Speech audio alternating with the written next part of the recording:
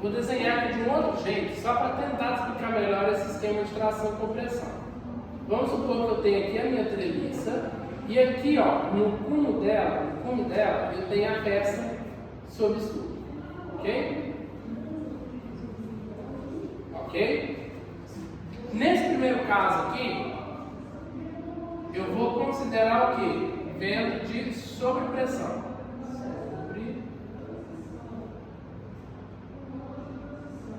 Vento de sobrepressão, rigorosamente falando, ele vai ser o quê?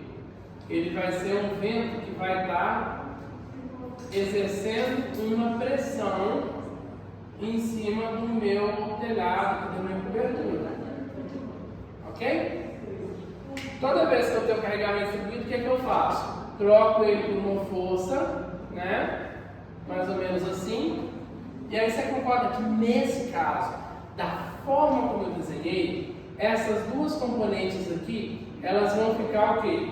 Elas vão ser decompostas em uma componente assim e uma componente assim. Olha que mágica acontecendo aqui.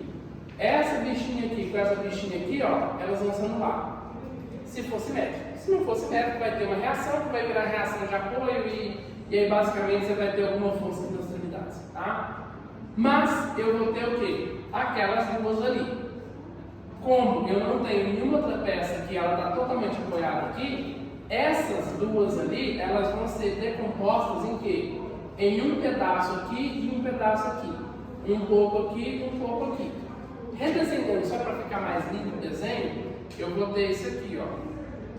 Tem aqui a minha peça. Então, eu vou ter o quê? Eu vou ter um pouco aqui, parte desse, vamos falar de F1, vai. Esse aqui vai ser o meu F1A, esse aqui meu F1B. Essa aqui vai ser meu F2, certo? Então eu vou ter aqui, ó, F2B, e aqui eu vou ter F1A. Como o meu estudo está em cima dessa peça aqui, não me importa aquelas duas componentes, né? Vai me importar o quê? Somente essas duas.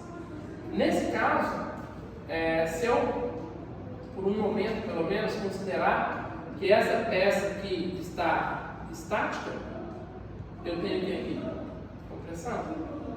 Agora, e se eu fizer exatamente a mesma coisa, tá? Porém, aqui agora o que eu vou fazer? Ao invés de eu ter a sobrepressão, eu vou ter o quê? A sucção. A sucção não vai acontecer uma coisa mais ou menos assim?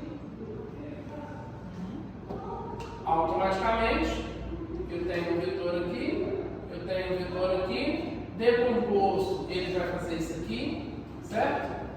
Automaticamente essas duas vão se anular, eu vou ter uma componente aqui, uma aqui, uma aqui, uma aqui.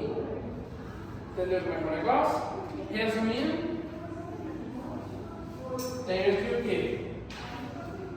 F1A, F2A, F2B, F2C. Ó, aqui é 1A, aqui é 2A, né? E aí, naturalmente, olha só, analisando a peça que eu estou estudando, se eu considerar isso aqui estático, eu tenho a mesma peça sob tração. A solicitação, você viu que não mudou, a parte numérica pelo menos. Agora, o cálculo da resistência aqui é completamente diferente do cálculo da resistência aqui. Completamente não. Completamente não. Uma diferença pequena. Tá? Ela estava ao contrário. Depende de como está desenhado.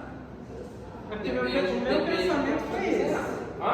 Meu pensamento foi esse. Tudo bem, mas você tem que entender o seguinte: aqui eu estou analisando essa peça que está desse jeito. Mas e se eu estivesse analisando essa peça? E se eu estivesse analisando uma terceira peça que não tem nada a ver com a história aqui? E se eu estivesse analisando o que está aqui? Entendeu?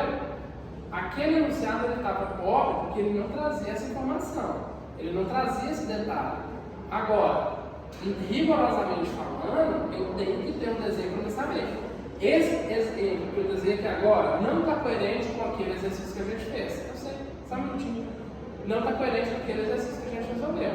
Mas o que eu quero te mostrar aqui é o seguinte: Tração e compressão é um conceito que vai depender de como que a sua peça está e como que o seu vetor está. E infelizmente isso vai variar muito de caso para caso, porque isso depende essencialmente de como você está observando essa força, como você está observando esse soluço. Entendeu? Na prática, tem que ter um desenho do lado para poder fechar o raciocínio, para poder fechar a conta. Tem que ter um desenho rápido do lado para você desenhar as forças. E isso é muito importante, principalmente quando eu entro no espaço da memória de cálculo.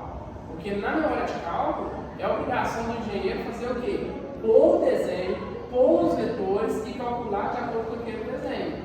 A memória de cálculo, o importante dela é justamente esse. Eu tenho que representar o que eu considerei para fazer aquele cálculo. Entendeu?